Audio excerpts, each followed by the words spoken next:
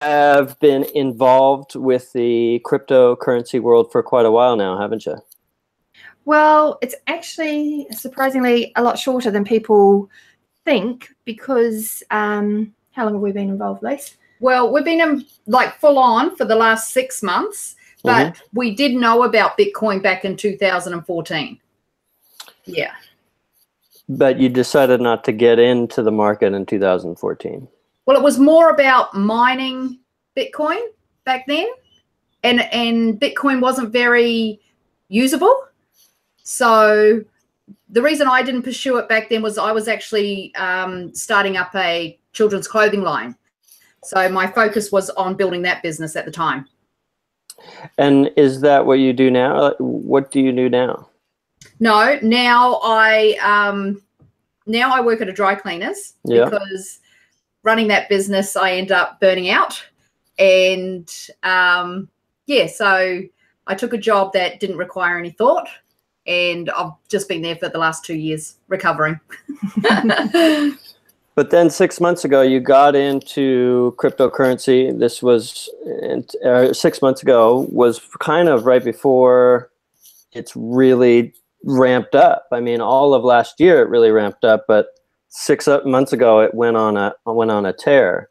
And so you got in at the right time, yeah? Yes, definitely. Yeah. And can you explain how you got on and who told you to get on and how that all happened? So for me, it was while I was at my dry cleaning job, I was learning internet marketing. So probably for the last year. And like 6 months ago, Bitcoin just started coming up in my feed a lot. And I clicked on one of them, and it was a girl in Brisbane. And so I just went from there. And so what platform did you originally get onto, and was it a process to get on to start buying these coins and different things?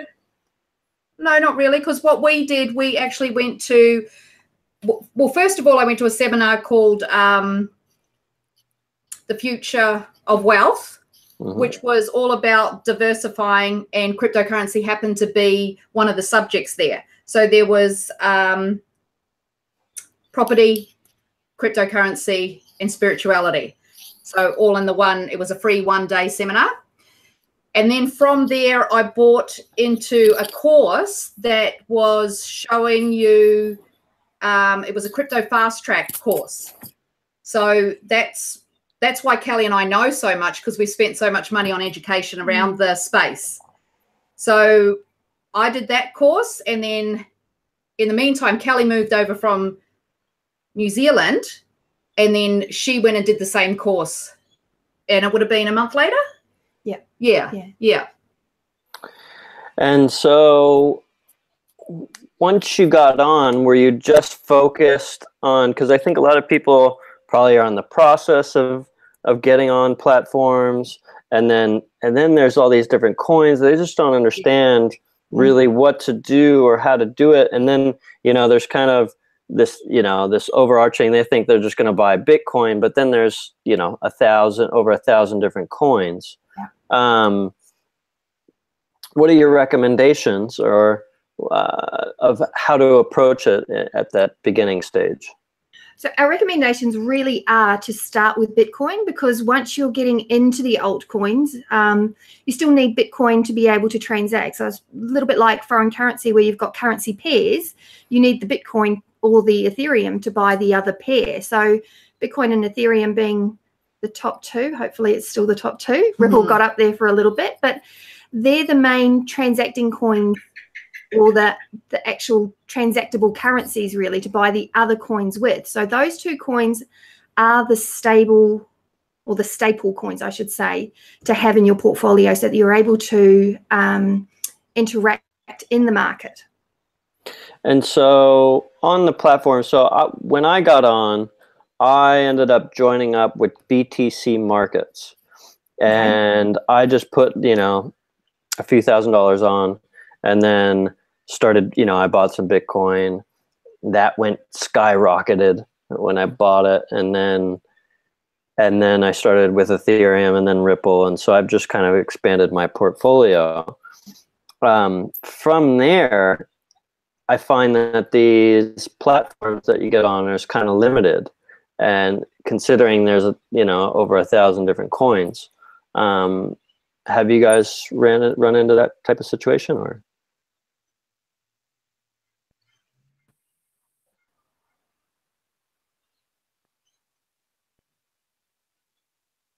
Of where to go to the market, we go to interested in, because everyone's got hot tips off YouTube and stuff. Then we'll go into, once we've clicked on the coin market cap, we'll go down and look at the tab that says the markets and see which markets that coin is actually traded on, and look for the markets with the highest volume. And those are the exchanges that we join. Okay. Because, yeah, we definitely liquidity in the market. Because I talked to you guys previously, and you had recommended, do you remember ISO Tech? USI Tech? ISO? Yep. USI Tech. Yep. And I was looking into that for a little while, and I was like, it made a little bit more sense to me, but then I didn't get into it. And then I heard on a different platform, sent me some information. Or no, USI Tech themselves said that they're shutting down their US operations and Canadian operations. Yes. So I found that very interesting. And are you guys still on that platform? Absolutely. And it makes sense from a business perspective to shut down US and Canada as a business partnership because of the SEC and the regulations in that space. What they found, and this is what's been documented, is that in Texas there were two particular people who were misrepresenting the product. And you really, well, what USI Tech found was that they couldn't manage those people. And so regulators put out a cease and desist order against these two particular guys and USI Tech, I think. Yeah. And because of that, USI Tech took a proactive approach and really said, okay, we're going to take control of this situation and we're going to pull out of United States and Canada. That way, none of the accounts are going to get frozen. We're going to be able to do an internal investigation of our own and still continue to honour those contracts that we've got in place. So that's where they're standing. They're honouring everything that's in place in terms of whoever was in as a member, rather than leaving it to the mercy of American regulators. So to us, that's proactive. That's showing integrity as a business owner and really looking out for the customers rather than leaving them to the mercy of the regulators. It just seems like it's such a weird place because it's kind of unregulated, and it's very hard to decipher what's real, what's not, what media is real, what is really going on in this whole thing, and you can't trust it, and it's so volatile too. So the market is just going up one day and then it's slamming down the next day, and there's just so much, it's just moving so fast. I think it's hard for people. It's hard for me, that's for sure, because I've only been involved for, a couple months. To try to even follow it. It's more, I don't know if people can really put, and I don't recommend it, as far as trying to put any type of substantial wealth of theirs into it. It's like almost like you have a stab at it, and see if it grows. But it definitely, I mean, what would you recommend as far as people how much money to put into this type of venture? Absolutely. Don't risk anything you're not willing to lose. Yeah. We say, if you're going to lend to friends and family, you got to be willing to let that go. Same thing with the cryptocurrency market. If you're putting in more money than you can afford to lose, then that's a poor decision. Yeah, it's kind of like gambling at this point. It is. And you see the casinos full of people, and you see people handing their money over to financial advisors and investors as well, that they get paid a commission for the products that they sell. regardless of the results that they're getting. So, you know, it's all a risk. It's all a risk. I actually was just heard this thing today about the Australian government taking away deposit guarantees for banks. So having your money in a bank, and if the Australian financial situation ever became like the Greek situation, in Greek they were fortunate enough to have 100,000 euros protected. Australia is moving that down to 0. So that's very interesting. Really, that's very okay.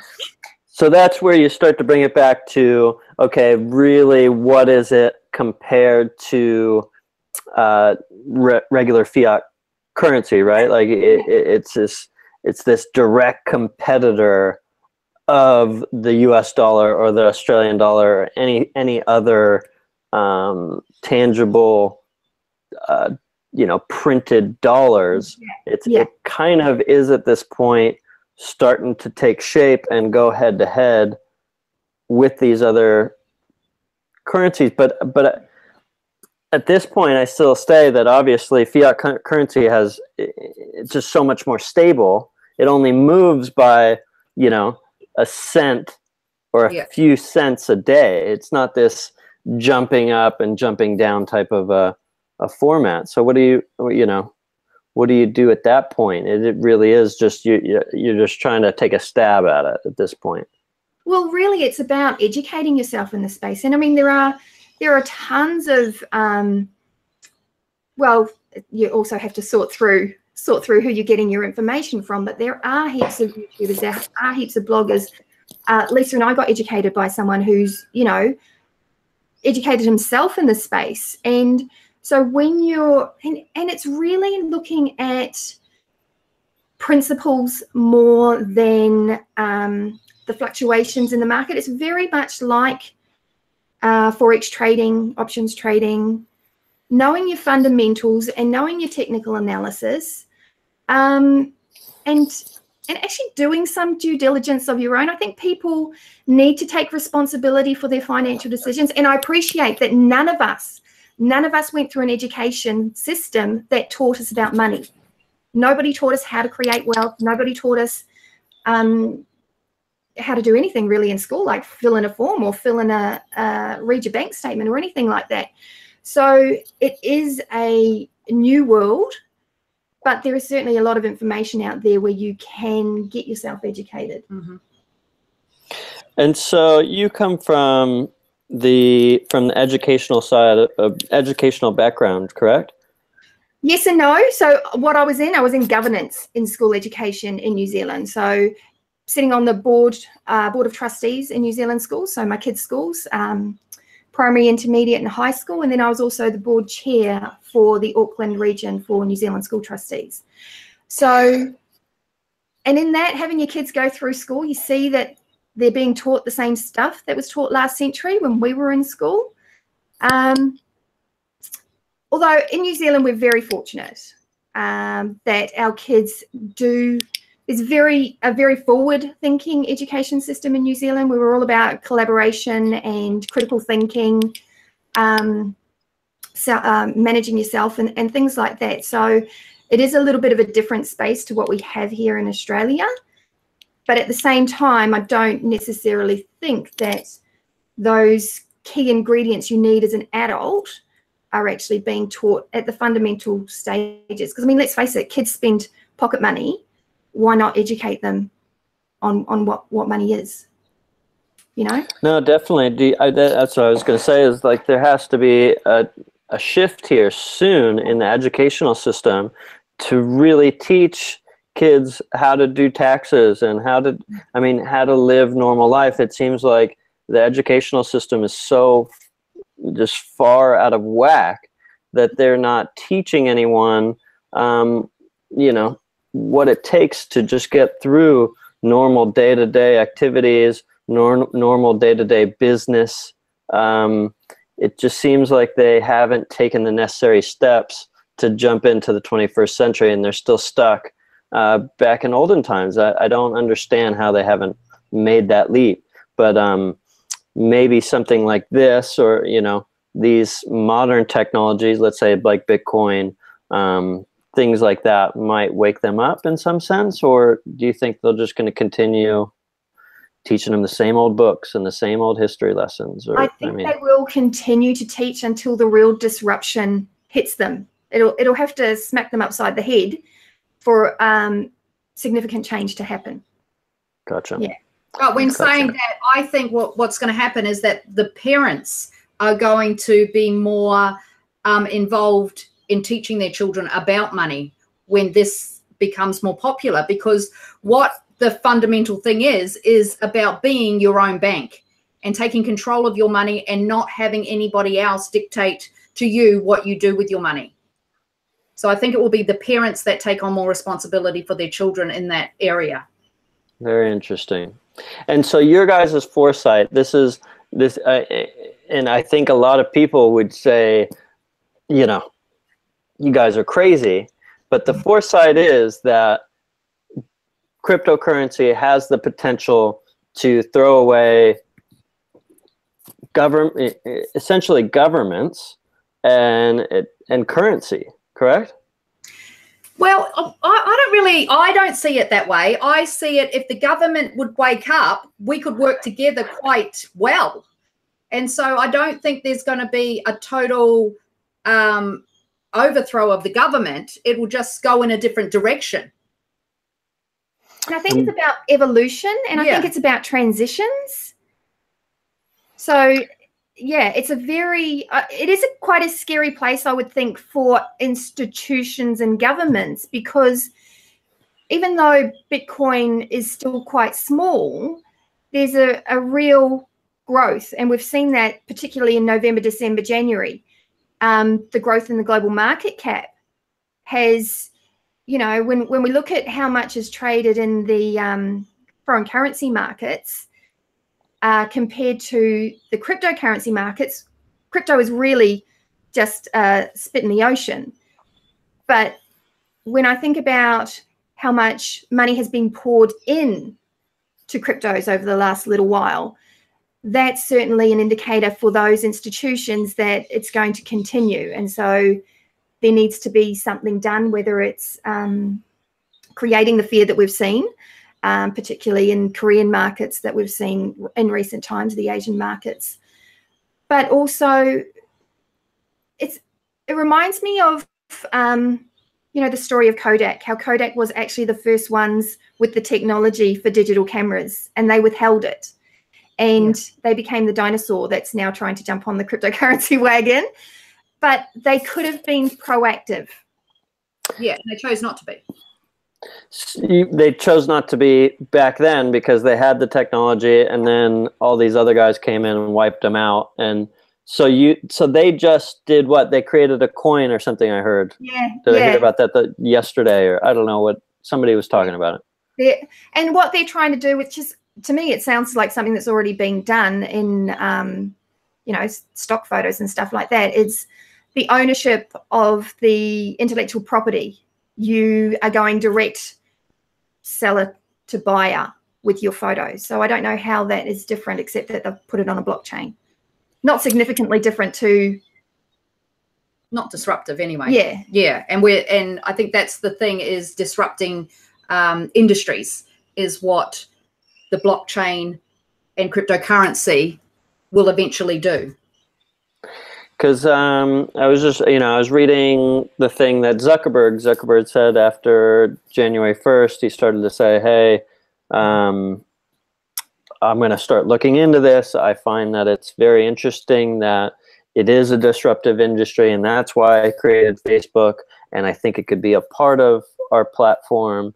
I need to do some more, you know, due diligence, and I need to look into it a little bit more. But he seemed like 2018 was the year for crypto. So I found that, coming from him, I found that very interesting. Yes, that is very interesting. Yes, we did too. Tells all your information. Yeah, that's our data. Yeah. So how are you guys are creating some type of platform to start? You said, I met with you previously, and you said that your parents are now on with cryptocurrency and different platforms, that you're trying to educate people. I know you're hosting one meetup. What do what's the grand scheme, and what are you doing? What are you developing? What's the plan? Okay, so yep, we do meetups. We do a Monday morning meetup, which is open to everyone, and then we've actually introduced for 2018 a women's only meetup, which happens on a Wednesday evening, because we believe there's a real space for empowering women. Like, there is a shift, we believe, in the global energy, and there is a rising of the femininity. So for centuries, we've been, under a male rule, and now we believe there's coming a balance. So the masculine and feminine are actually going to be becoming more equal. And I think we've seen that globally with people raising their head about the pay disparity and things like that. So we're absolutely big believers in equality. So, yeah, empowering women, empowering everyone. Actually, the other night we did a workshop for teenagers so that they can understand the crypto space. So it is all about getting as much information out there as possible. And then we offer a paid program where people, once they've got the taste of what crypto is about, and if they want to learn more, then certainly come along and invest a whole day and some money, get some skin in the game into your education, and come away confident, being able to be confident working in that space. So in our one-day course, we go over the history of Bitcoin and why it's not really a bubble, it's more of an evolution. We talk about how to get into the market, because if you're not particularly computer savvy, or even if you're on a computer all day, doesn't mean you want to go home and be on a computer and look at learning different systems. So we actually take people by the hand and walk them through the steps of getting into the crypto space, understanding your wallets, understanding the difference between your private key, your public key, the difference of having your money on an exchange versus having it in your own private wallet. Then we go through 7 different ways to grow money in the space, and then give people, it's really all about diversification, but understanding how to choose your coins, we talk about ICOs, and what to look at if you want to get into an ICO, because there's like hundreds of ICOs coming out every month, and that's the initial coin offerings, but they all look fabulous on the surface, but knowing how to scratch that surface and dig a little deeper is something that we think is really important for sustainability in the market, and also integrity of your portfolio, and being able to intelligently diversify your portfolio in the space. And we're not financial advisors or anything like that, but it's about having the right education to be able to make those decisions for yourself based on your own circumstances, your own budget, your own time frames, and things like that. So that's what we're all about, empowerment. Well, I think that's the thing, is you got to really try to educate yourself in the space, and it is such a volatile market that you really do need to do your homework before you get in and you start, throwing money at it. And I've been trying to do my homework, and it seems tough for me. Have you thought about, so we're located on the Gold Coast of Australia, and you guys are too. And so you're hosting these meetups in different little places, and you're starting to gather together some type of community, I would guess, by this point. And, it's very easy to make a name for yourself, I think, in this industry, because it's moving so fast. But is there a future plan from there? Do you try to put this stuff online? Because I've done some research, and I've tried to, there's some platforms called Cryptionary. There's different things where I think they're trying to tailor it, kind of like the Forex market. You can kind of get on there, start to learn how to do this. Is that something you guys are looking at doing? Yeah, well, Lisa, as she said, she was doing the internet marketing, learning all about internet marketing before we came into this space. Yeah. And so, yeah, absolutely. We're looking at our one-day program, digitizing that, being able to package it up and sell it online. So that's something that's in the pipeline for a little bit later on this year. Yeah. Yeah. I think that's the way to scale it, as far as trying to get it out to the masses and try to distribute that around Australia. And if you could get representatives around Australia that are in these little meetups, if you could actually get it to them and get them to distribute it, I think that's the way to go. Yeah. Yeah, very interesting. So how are so you have, even, I said your parents are in on it. How are they finding it? Are they having fun with it, or did they get on the platform very easy? Was it an easy experience for someone like that's not technologically savvy? Dad's always been a bit of a tech gadget. So growing up, he was the first one to get a Blu-ray player, and we had Betamax and VHS and you know, all the computers. And actually, when we were teenagers, Mum and Dad were working from home, so we had computers in our home from a very young age. So in saying that, as you get older and things slow down, we're really there to support each other in this space, because Dad his fascination is with the ICOs. So he really drives that for our team. And learning the platforms like My Ether Wallet and Ether Delta, and understanding, you know, the fear when you send your Ether to an ICO and waiting for those that to be turned into tokens, and having a surety that it's going to come back and that you can turn it around and make a profit. That's actually a scary space to be in for anyone. But he's mid-60s. Mm-hmm. And so, yeah, it's been working really well having him lead that, but also having us as the support. And when we do that, it's actually we all rise together, because we all are increasing our knowledge in the space. Mm-hmm. Yeah, so it's pretty cool. So I guess some of the people listening would have a hard time. So what's the first step? So first step is to get onto a platform or a wallet, right? Yeah, and we call that an exchange wallet or an on-ramp. And what we mean by on-ramp is it's a ramp where you're able to change your fiat currency or your local dollars into cryptocurrency. And we say CoinJar is the best place to start, because you can't get sidetracked. You can only buy Bitcoin on CoinJar. So it's a great, very beginner start. And then we say the next one is Coinbase, because you've got a couple more coins there. And then CoinSpot is if you're comfortable with working on computers and you're comfortable navigating the internet. CoinSpot has a wide range of coins that you're able to trade and play with on their platform. You would think that these guys would have rebranded themselves somehow and called it, you know, grass. I don't know, whatever else it would have been, but they all got coin in it, and it's so hard to differentiate them from the next one. And I think that's a lot what the big problem is. The one that stands out with me. So I got on CoinJar, but I didn't really find it was for me. It was just the ability to buy Bitcoin. Yeah. And so I quickly got off of there, and then they wouldn't let me on Coinbase. So I ended up finding BTC Markets, and BTC Markets has been just awesome. Fabulous.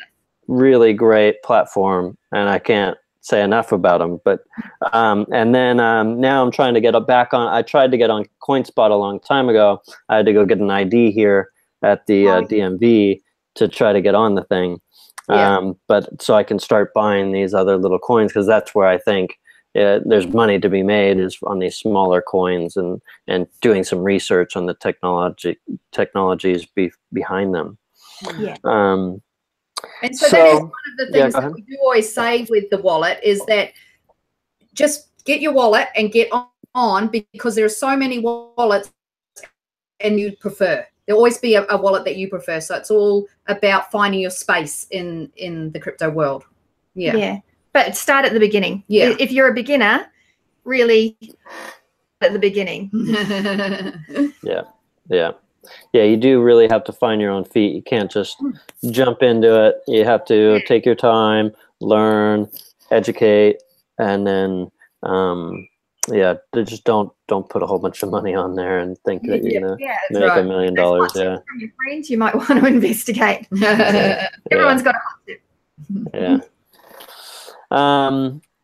Well, thank you, ladies. I thank you for your time. Do you guys have anything else that you would like to add to the conversation, or is there any other advancements that you'd like to talk about? I guess the one thing that we really want to make people aware of is that because it's such a volatile space and because it is such a new space, the news that comes out isn't always accurate. And there is a lot of fear mongering. But when you look at it on a, millennial scale, when we look at the evolution of money, this just makes sense. We've gone from shells and rocks to bartering, chickens for eggs or whatever, chickens for oranges. And then we've gone to gold and metals. And then we've gone from those to paper. We're in a digital age. It just makes sense to have digital currency. And we really are at the infancy, at the early stages. Bitcoin is only 9 years old. So from here, it is just going to grow and grow and grow. So when you hear all the stuff about it being a bubble, understand that governments, industries are adopting the blockchain. So what you're seeing in the headlines isn't necessarily the whole picture. It's just what we'd like to make people aware of. Yeah, I think it's just like any other media channel these days. You have to take it at face value. I mean, not face value, but you need to look into it and understand the agenda that the media channel is trying to portray, right? You can't just, you just can't take their word for it anymore. No. And I think it's just another one of those things that you have to do your own research and make your own judgment on. Yes. Yeah. And that is part of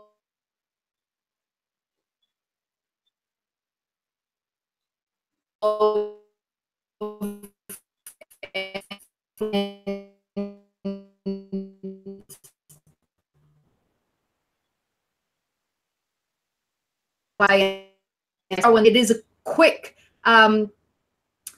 what am I trying to say here?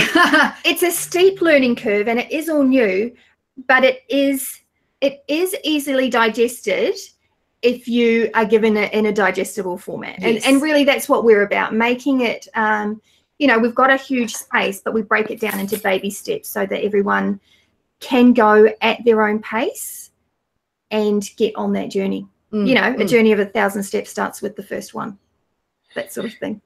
I think, getting that, all your knowledge, and if you can take what you've learned, because you've been going to different conferences and you've been hosting and been talking to people and trying to educate people, but if you could put all that together into a nice, easy to understand format that I could get on, or me as a customer, I could get on and I could learn what to do and how to do it, and maybe even, just a step-by-step guide. I think that would be very helpful. I started to look into this Cryptionary one, because my buddy over in Canada, he does Forex. So he's trading all the time. And so I reached out to him. I said, hey, what do you think about this Bitcoin thing? He's like, I was going to kind of look into it. And my buddies are all sitting in on this course, and it's called Cryptionary. He's like, let me see what's going on with it. Anyway, I encouraged him to look into the Bitcoin thing a little bit more than, I just said, hey, I think this is a good thing and I think you should look at it. Anyway, he finally joined up, and now he called me up the other day and he said, thanks, man. Like, I can't thank you enough. Like, this is the best thing that happened to me. So, And being a Forex trader, that translates really well to cryptocurrency. You're using the same skills, because I've actually done options trading. So I've educated myself in options trading 10 years ago or so. Didn't work out because the kids were young at the time, but having that knowledge behind me actually makes it really easy to read the charts and understand what's going on. So for your mate being a Forex trader, it's like easy. Yeah, it's like a no-brainer. I said, I don't know how you're not in this thing. It's moving so quick. You would think you would want to jump on the next big thing. And, I think a lot of people are scared. They don't know what to do. But if you have a little bit of extra money and want to you know, have some fun and see what's going out there, and kind of jump on something before it really does take full shape. I think this is the space at the moment. So anyway, ladies, I thank you so much. You guys were a wealth of knowledge. I'm hoping that we can get you on again sometime soon, because I think you guys will lead the way here in Queensland, and I think all over Australia if you guys want to. I think it's just putting. We're not opposed to that. I think if you wanted to, I don't think it would be a hard thing. I just don't see. I think people will stay scared for a little while until they come around. So I think it gives you a little bit of time to get ahead of the ball. And if you guys do start to develop these programs and things like that, I think you'll be very successful. Yes. Oh, thank you very much, Josh.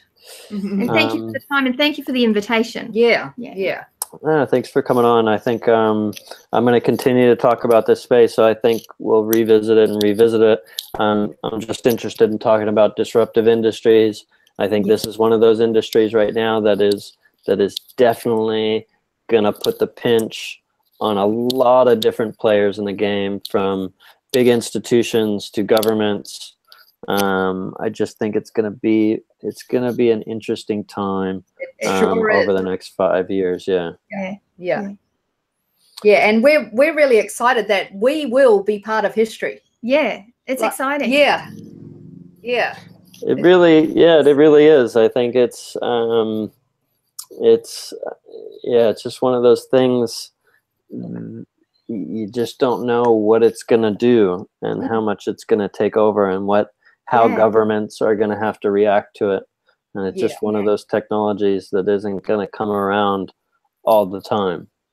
That's right. No, but because we kind of think of it as like the industrial age, when all the machinery came in, and how disruptive that was to the world at the time. It feels like we're in the same sort of space. No, it definitely does. It feels like it's there's the early adopters, the people that get in that first, 16% that kind of, they'll jump in before everybody else. And it does kind of feel like that. I go to social gatherings and I start to bring up the topic, and 95% of the people, they don't even know what's going on. And then you find the one that kind of is in on it, and you just keep on talking about it. And you're like, you just hit it off instantaneously. So there's something about it that does have a spark at this point in time. It depends on how long it lasts and if you play the game right, I think, at this point. And so we'll see how this all plays out. It's really about, hopefully, these guys can integrate into the normal system as fast as they can, because so it doesn't turn into this big bubble. It actually goes a little bit smoother. But we'll see how fast these guys really do adapt to the current market. Exciting times. Cool. Well, thank you, ladies, for coming on, and I'll probably be at one of your meetups soon when I get a Monday off. And, I'll see you then. Okay, look forward to it. Thanks, Josh. See you later. See ya. Thank you. Bye.